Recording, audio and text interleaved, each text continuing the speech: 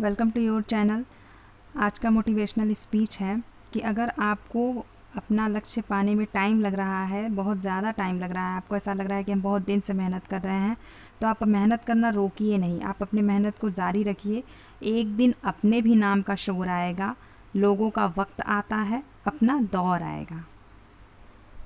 तो आज आपका पार्ट 7 है। पार्ट 6 तक हमने पढ़ लिया था। उसमें आपने एटम एलिमेंट का इलेक्ट्रॉनिक कॉन्फ़िगरेशन पढ़ा था। अब हम यहाँ पर आयन यानी कि जो एलिमेंट चार्ज रखते हैं, जैसे कि मेटल क्या है, एम मेटल को हम एम से डिनोट करते हैं। ये ज़्यादातर पॉजिटिव चार्ज रखते हैं, 1 2 3, चाहे जितना भी। इसको हम ऐसे भी लिख सकते हैं और हम ऐसे भी लिखते हैं। तो आपको प्रॉब्लम जैसे कि मान लीजिए कैल्शियम का है, तो कैल्शियम का तो आप कर लेंगे, 3p6 4s2 हो जाएगा। लास्ट में लास्ट वाले ऑर्बिटल p में 6 पूरा कंप्लीट होगा और 4s भी कंप्लीट होगा। अगर इस पर +2 चार्ज हो जाए तो प्लस मीन्स होता है त्याग करना, ये हमने पिछले वीडियो में बताया हुआ, आपको मालूम भी होगा। प्लस मीन्स होता है त्यागना और माइनस मीन्स होता है ग्रहण करना। तो कैल्शियम पर +2 चार्ज है। आप ऐसा नहीं है कि एटॉमिक नंबर चेंज कर देंगे, एटॉमिक नंबर आपका सेम ही रहेगा, आपका चेंज होगा सिर्फ इलेक्ट्रॉनों की संख्या। तो एटॉमिक नंबर यानी कि प्रोटॉनों की संख्या वही रहेगी, वो नहीं चेंज होने वाली है, इलेक्ट्रॉनों की संख्या चेंज होगी। तो यहाँ पर क्या हो जाएगा, 1s2 2s2 2p6 3s2 3p6 हो जाएगा। 4s वाला चला जाएगा क्योंकि 2 इलेक्ट्रॉन इसने डोनेट कर दिया है। सेम ऐसे ही आयरन यानी कि Fe का 26 होता है, तो आपका क्या हो जाएगा, 1s2 2s2 2p6। यहाँ पर आप लास्ट में क्या कर लेंगे, 3d6, 4s2 कंप्लीट करके 3d6। अब आयरन के ही दो जो आयन होते हैं, 2 आयन होते हैं, एक तो फेरस और एक आपका फेरिक होता है। तो फेरस यानी कि +2 चार्ज और ये 26 ही रहेगा, यानी +2, 2 इलेक्ट्रॉन इसने त्याग कर दिया है। तो यहाँ पे लास्ट में आपके ये 2 हट जाएंगे, 4s2 नहीं रहेगा, आपका क्या रहेगा, 3p6 रहेगा और 3p6 और 3d6। अच्छा, ये p है और ये d है। तो आपका ऐसे ये पूरा कैसे कंप्लीट हो जाएगा, 4s वाला बाहर चला जाएगा क्योंकि ये बाहरी कक्षा का इलेक्ट्रॉन है। बाहरी कक्षा मतलब समझ रहे ना, जैसे ये ऐसे। तो ये वाला पहले ही रिएक्शन में पार्टिसिपेट करेगा। बाहर से कोई भी एलिमेंट आया है, अगर इसके पास जो एलिमेंट आया है तो वो भी तो ऐसे ही स्ट्रक्चर रखेगा। तो अगर इसको बॉन्डिंग करनी होगी तो इसी के साथ बॉन्डिंग करेगा ना। तो ये अपना बाहर वाला कक्षा का इलेक्ट्रॉन देगा और ये अपनी बाहर वाले कक्षा का इलेक्ट्रॉन देगा या लेगा, जो भी करेगा।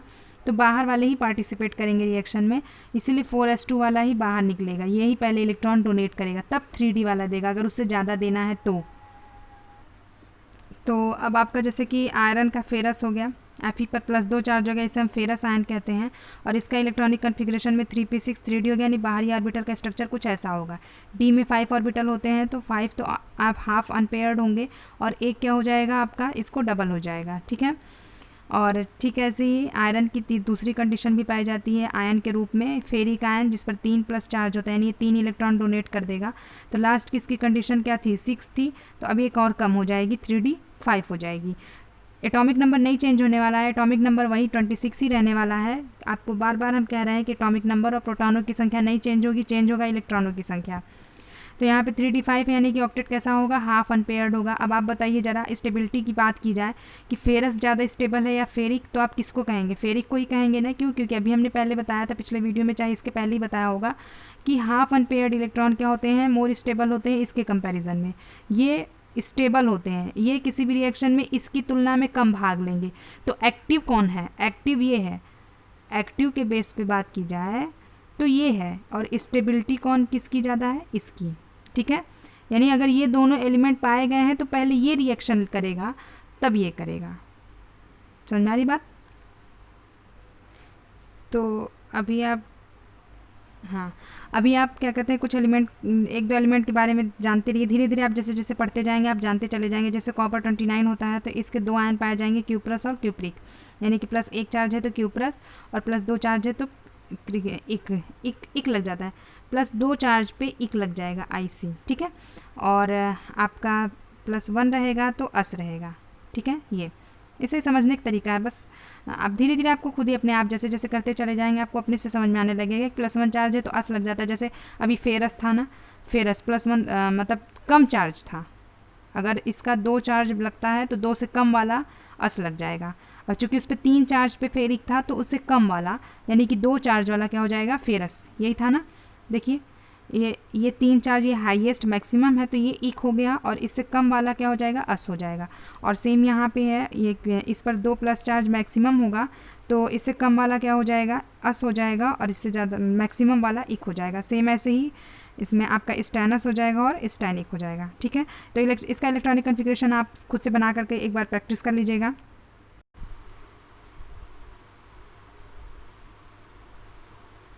तो ये पिछले दूसरे या तीसरे पार्ट का क्वेश्चन है ये, और इतनी थ्योरी हमें बतानी थी तब आपका ये क्वेश्चन आपको समझ में आता, इसलिए हमने इस क्वेश्चन को सॉल्व नहीं कराया था। अगर आप पिछला वीडियो देखे हुए हैं तो आपको समझ में आ जाएगा कि हम ये कौन सा क्वेश्चन आपको बता रहे हैं।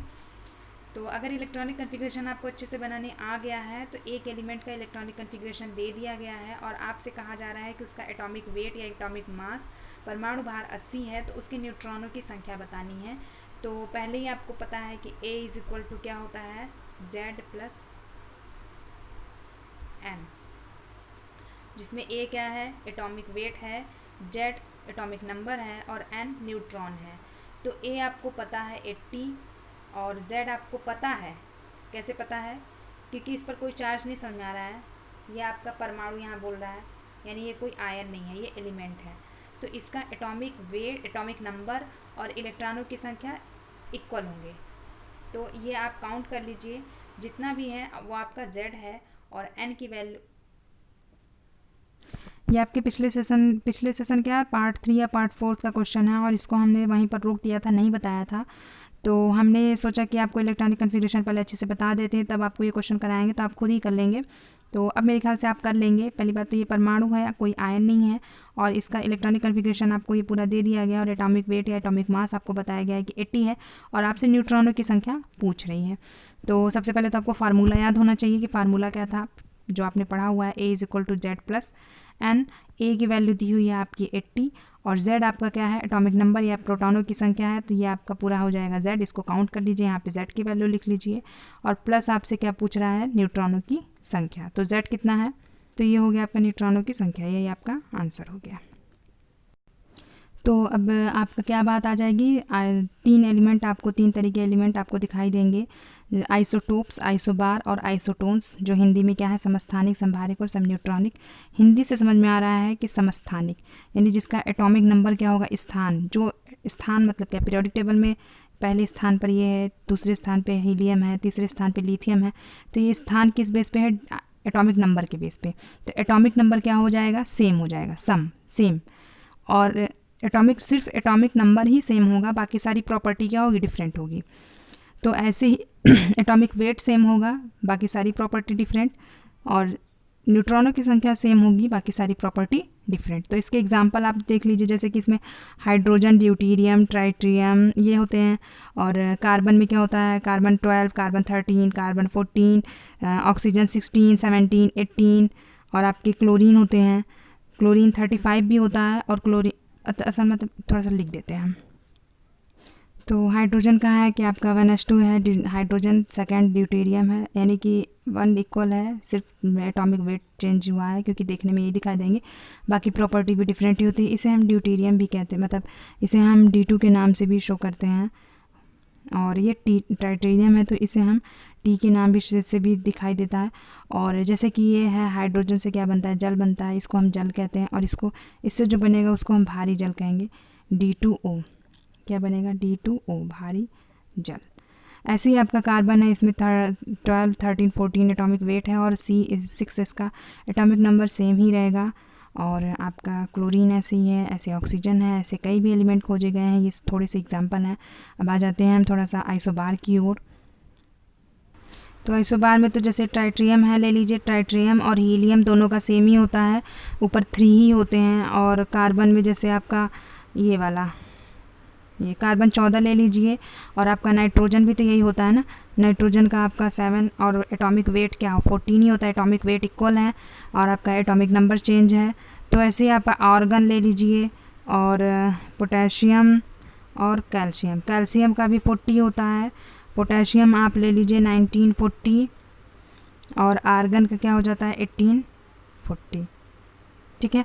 ऐसे ही जिनका एटॉमिक वेट इक्वल होता है, ऐसे आयरन है, निकिल है, आयरन 26 लेकिन होता है, उसका एटॉमिक वेट 58 होता है, और निकिल का एटॉमिक नंबर 28 होता है और उसका एटॉमिक वेट 58 होता है। तो 58 कॉमन है, यानी एटॉमिक वेट इक्वल है। तो ऐसे ही हम आ जाते हैं आपके सम न्यूट्रॉनिक में, जिनमें न्यूट्रॉनों की संख्या सेम होती है। जैसे अभी आपने ये 6 वाला पढ़ा ना, ये 6C और 14, तो इसमें आप 13 वाला ले लीजिए, 6C 13, और ये आपका 14 वाला ले लीजिए 7N 14।